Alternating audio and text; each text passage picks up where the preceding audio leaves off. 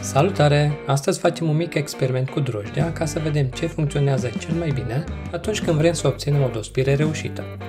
Pentru primul test am folosit 7 g de drojdie uscată, 20 de g de zahăr și 100 de ml de lapte încălzit la 40 de grade Celsius. Am lăsat amestecul să acționeze timp de 10 minute, iar rezultatul a fost destul de bun. Drojdea s-a activat și a început să facă spumă.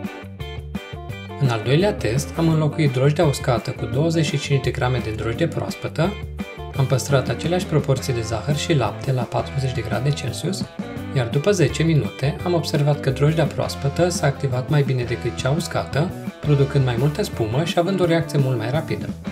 În ultimul test am făcut același amestec cu drojdie proaspătă, dar am folosit lapte încălzit la 65 de grade Celsius, iar aici a fost dezastru.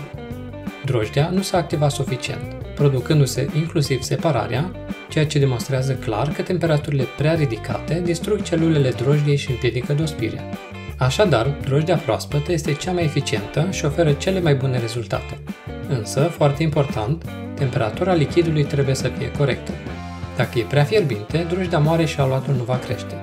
Dacă v-a plăcut acest experiment, nu uitați să dați un like și să vă abonați la acest canal. Spor la gătit!